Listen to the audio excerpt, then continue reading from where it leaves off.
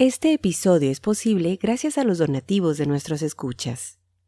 Ayúdanos a continuar. Gracias. Esto es el podcast de Historiografía Mexicana. Un espacio para la lectura en voz alta, para los libros de Historia de México. Conduce Pedro César Beas.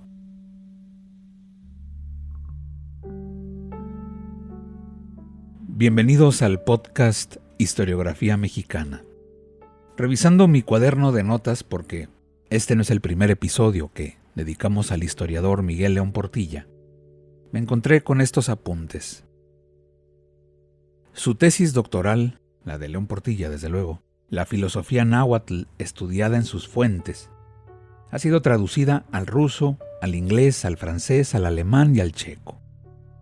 La visión de los vencidos, tal vez su obra más conocida, está disponible en más de 15 idiomas. León Portilla fue un escritor prolífico, un investigador excepcional. Dedicó su vida al estudio del pensamiento y cultura náhuatl, a las culturas prehispánicas, sus lenguas, sus códices. Rescató archivos, impulsó la creación y desarrollo de institutos de investigación. Don Miguel fue un gran divulgador de nuestra historia. Su trabajo fue reconocido en México y en el extranjero. 30 universidades alrededor del mundo le otorgaron el doctorado honoris causa. Miembro de la Academia Mexicana de la Historia, de la cual fue su director de 1996 a 2003. Galardonado con el Premio Nacional de Ciencias Sociales, Historia y Filosofía en 1981. La Medalla Belisario Domínguez en 1995. También fue Premio Internacional Alfonso Reyes en 2001. Y en 2013, la Biblioteca del Congreso de los Estados Unidos le otorgó el premio Leyenda Viviente. Esos son tan solo algunos datos de este personaje, un sabio de nuestro tiempo y sin duda una de las mentes más brillantes de México, que moriría en 2019. En este episodio del podcast Historiografía Mexicana, al igual que en el capítulo publicado hace unas semanas, daré lectura en voz alta a un texto de egohistoria, esta suerte de ejercicio literario en el que el investigador enfoca la lente hacia sí mismo, hacia su propio pasado, y nos habla de su vida, por qué y para qué ha sido historiador, y qué le significa la historia, y lo más importante, cómo llegó a ella. El texto de León Portilla es uno muy largo, desde luego no son pocas las cosas que tenía que contar, así que he escogido únicamente algunos fragmentos de interés. Pero si la curiosidad les gana y tienen tiempo para adentrarse en la egohistoria de León Portilla, en nuestra página historiografiamexicana.com, en el episodio 128, encontrarán una liga al texto completo, un trabajo dirigido por el historiador John Meyer, publicado en 1993 por el Centro de Estudios Mexicanos y Centroamericanos. No olviden suscribirse a nuestro boletín informativo y ponerse en contacto con nosotros a través de redes sociales o mandándonos un correo. Nos encuentran como Historiografía Mexicana. Egohistoria de Miguel León Portilla, historiador, filósofo del tiempo.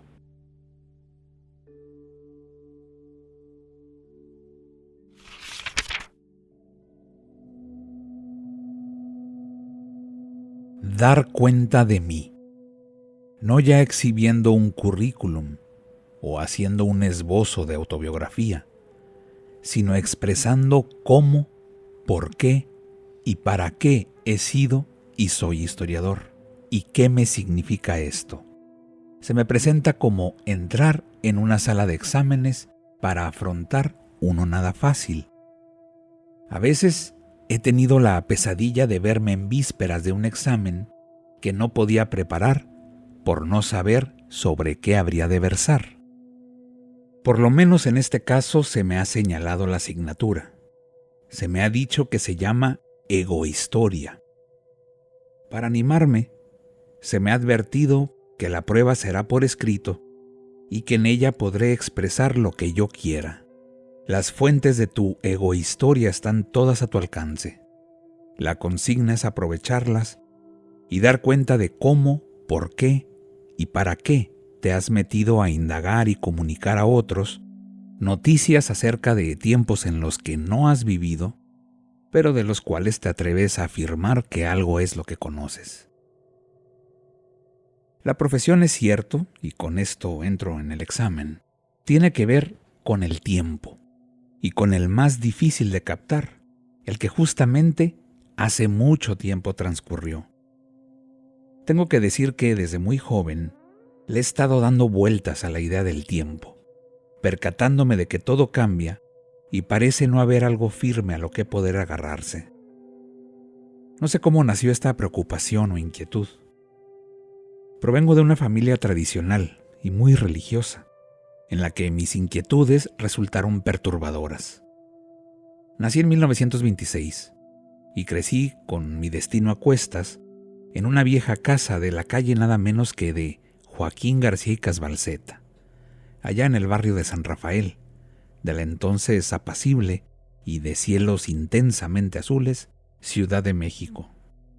Cuando, estudiante ya de secundaria, hablaba a veces con compañeros y amigos acerca de eso de existir en el tiempo, se me quedaban mirando. Probablemente me tendrían como un pesado, si no es que como un tonto chiflado. Años después me enteré, estando ya en la prepa, que eso del tiempo era tema de filósofos. Para entonces me interesaba ya, y mucho, la historia. Tuve la suerte de tratar a alguien muy cercano que sabía, porque había hecho profesión de ello, acerca de los antiguos habitantes del Nuevo Mundo, y en particular de México. Era él Manuel Gamio, fundador de la moderna antropología en nuestro país. Estaba casado con una hermana de mi padre. Con él visitábamos desde niños, los hermanos y primos, lugares como Cuicuilco y Teotihuacán. Gamio era un hombre tan sencillo y bondadoso como sabio. No solo nos explicaba lo que eran las pirámides y las viejas culturas, sino que también sacaba de su bolsa caramelos y los compartía con nosotros. Siempre que pienso en Gamio, me conmuevo. Lo recuerdo en esas excursiones siendo yo niño y luego, años después, trabajando a su lado. Y a todo esto, ¿cuál ha sido mi concepto de la historia? Tal vez he hecho excesiva referencia a aconteceres en cierto modo externos a mi quehacer y pensar como historiador. Si así he procedido, es porque mi vida se ha entretejido en la investigación y la docencia, y también en actividades y funciones como las que he descrito y otras que aún no he mencionado. Ahora bien, debo ya hablar de la idea que he tenido de la historia y del quehacer mismo del historiador. En el propio Instituto de Investigaciones Históricas, hace un par de años, di una charla sobre esto en el ciclo intitulado El historiador ante la historia. Volveré ahora sobre el mismo tema. Comenzaré expresando que para mí el historiador es en cierto modo un filósofo del tiempo. Es decir, alguien que hace profesión no solo de inquirir acerca de lo ocurrido en determinado momento o periodo, sino sobre todo de integrar una imagen coherente de ello, hurgando a la vez en su significado. El historiador tiene como tarea inicial hurgar en busca de esas huellas que son los residuos del tiempo. Unas veces meros vestigios de realidades que se hicieron añicos, monumentos destruidos, restos arqueológicos, otras diversas formas de escritos, documentos, lo que quedó de un proceso, tal vez fragmentos de un informe, cartas con noticias incidentales, relatos de diversas procedencias. En muchos casos, lo que quedó se halla disperso y es menester rastrearlo en lugares apartados. Eso que como tarea inicial debe hurgar y reunir el investigador no es historia, sino material para ella.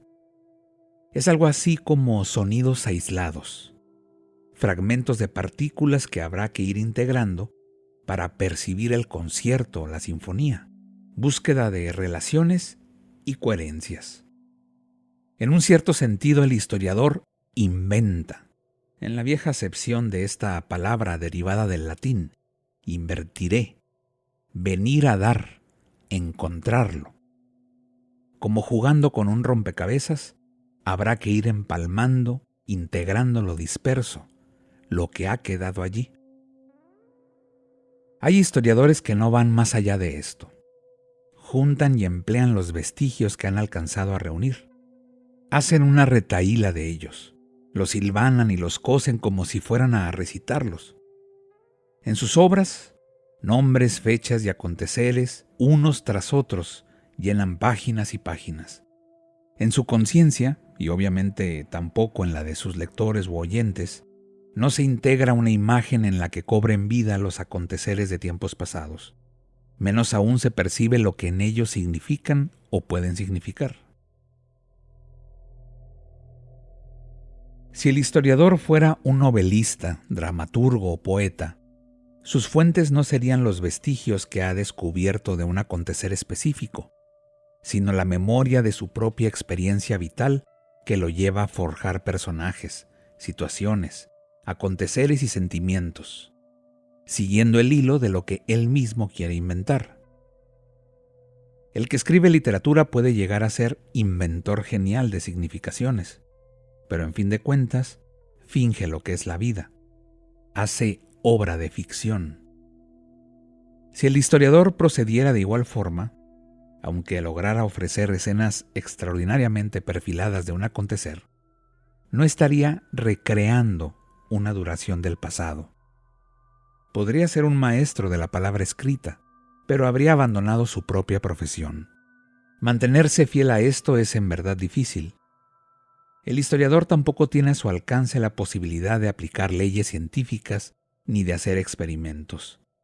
A él solo le es dado inquirir en las huellas, a veces casi imperceptibles del pasado, descifrarlas con el más adecuado de los métodos, acercarlas unas a otras, confrontarlas, buscar su coherencia y, a la postre, hacer llegar a ellas, de los 4 rumbos, el soplo del espíritu. Nadie puede fotografiar el pasado o filmarlo en movimiento. Y aunque ello fuera dado, de poco serviría. Mostraría tan solo la cáscara de los sucesos. Su significación permanecería oculta. Esta ha de descubrirse estableciendo correlaciones, buscando intenciones, causas y efectos. Todo esto no es fotografiable, es deducible, perceptible a través de la pesquisa interior de la conciencia, la que hace entrar el espíritu en los huesos secos, esparcidos en todas direcciones. Si esto se realiza, el difícil esfuerzo de encontrar significación en lo que fue podrá, al menos en parte, convertirse en realidad. Entonces, la recreación histórica, la imagen de una duración pretérita, resistirá la prueba del tiempo. Esta es la idea que tengo del quehacer histórico, vinculada estrechamente con la en mí tan arraigada preocupación por lo que implica existir en el tiempo, captarlo como duración y percibir en él significaciones. No ocultaré que, en el fondo, mi preocupación es de sentido metafísico. Es ella un empeño por hallar en la conciencia una luz para la comprensión del propio ser. Con este enfoque, que he descrito como propio del quehacer histórico, he querido trabajar. Quizás en algunos de mis libros esté él reflejado. Pienso en los antiguos mexicanos a través de sus crónicas y cantares, 13 poetas del mundo azteca y Tiempo y Realidad en el pensamiento maya. Son otros los que podrán juzgar si hay en ellos al menos algo de lo que aquí me he esforzado por describir. Tal vez he escrito más de lo que debiera en esta mi egohistoria. Quizás he caído a veces en presunción o arrogancia. Posiblemente debí mencionar otras cosas y personas. Todo esto y más es posible. La conciencia tiene el privilegio maravilloso y misterioso de abarcar duraciones y asimismo de recordarlas. Soy un historiador y este ha sido mi quehacer principal. Otros lo han juzgado en parte al menos. Aún no se cierra el libro. El dador de la vida me mantiene en su libro de pinturas. me hace existir con sus flores y cantos. Un día, como a todos, con su tinta negra, habrá de marcar mi fin. Ojalá que, como también lo pensaron los sabios del mundo náhuatl, pueda decir yo: no acabarán mis flores, no acabarán mis cantos.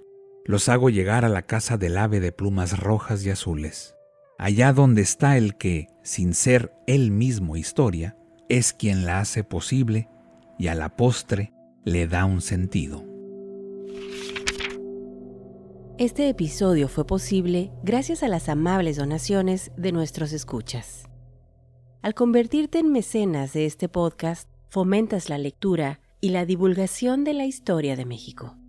Visítanos en historiografiamexicana.com.